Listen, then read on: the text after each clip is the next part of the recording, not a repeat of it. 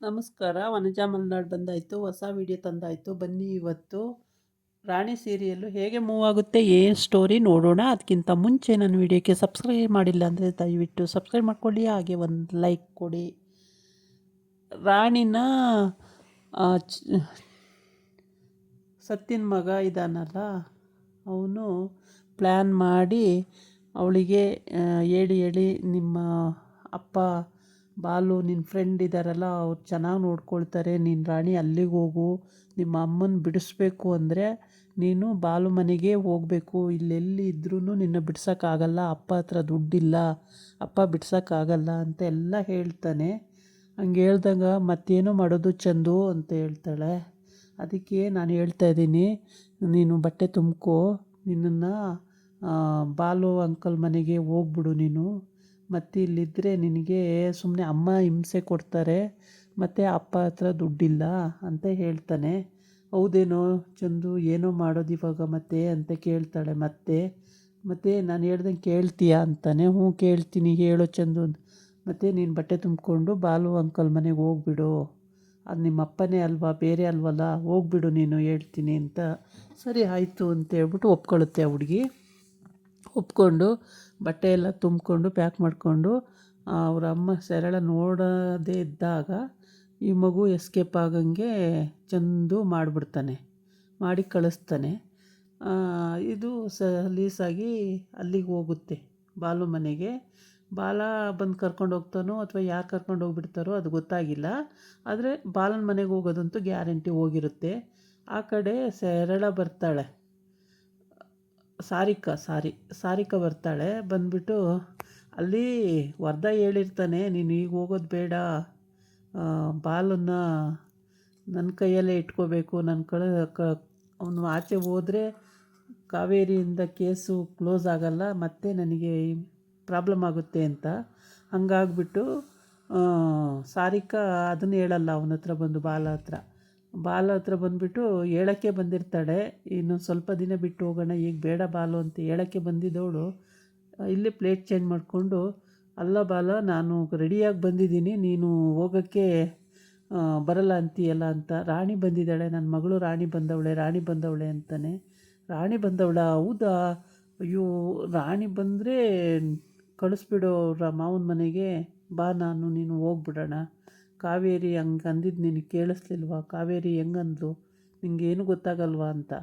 ಅಂದರೂ ಪರವಾಗಿಲ್ಲ, ನನ್ನ ಮಗಳು ಬಂದಿದ್ದಾಳೆ, ಸಾರಿಕಾ ನನ್ನ ಮಗಳು ಬಂದಿದ್ದಾಳೆ ಅಂತ ಖುಷಿಯಾಗಿ ಹೇಳ್ತಾನೆ. ನಾನು ಎಲ್ಲೂ ಬರಲ್ಲ, ನನ್ನ ಮಗಳ ಜೊತೆಗೇ ಇರ್ತೀನಿ, ನನ್ನ ಮಗಳು ಬಂದವಳೆ ಅಂತ ತುಂಬ ಖುಷಿ ಪಡ್ತಾನೆ. ಈ ಕಡೆ ಎಲ್ಲ ಹುಡ್ಕಾಡ್ತಿರ್ತಾರೆ, ಎಲ್ಲೋದ್ಲು ರಾಣಿ ಅಂತೇಳ್ಬಿಟ್ಟು. ರಾಣಿ ಸಿಕ್ಕಿರೋದೇ ಇಲ್ಲ. ಆದರೆ ಇವನು ಚಂದನ್ ಹೇಳಿರಲ್ಲ ಅದನ್ನು, ಸುಮ್ಮನೆ ಇರ್ತಾನೆ.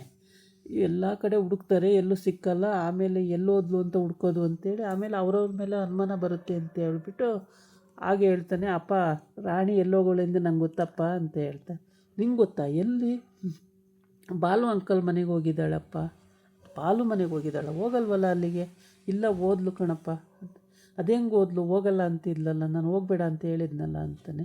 ಇಲ್ಲ, ಓದ್ಲು ಕಣಪ್ಪ ಬಾಲು ಮನೆಗೆ, ಅಲ್ಲೇ ಇರ್ತೀನಿ ಅಂತೇಳಿ ಓದ್ಲು ಅಂತ. ಆಮೇಲೆ ನಿಂಗೆ ಗೊತ್ತಾ? ಹೌದು, ನಂಗೆ ಗೊತ್ತು. ಓದ್ಲಾ? ಹ್ಞೂ, ಸರಿ, ಈಗಲೇ ಹೋಗಿ ಬಾಲಿಗೆ 4 ಬಿಟ್ಟು ಕರ್ಕೊಂಡು ಬರ್ತೀನಿ ತಾಳು ಅಂತ ಹೋಗ್ತಾನೆ.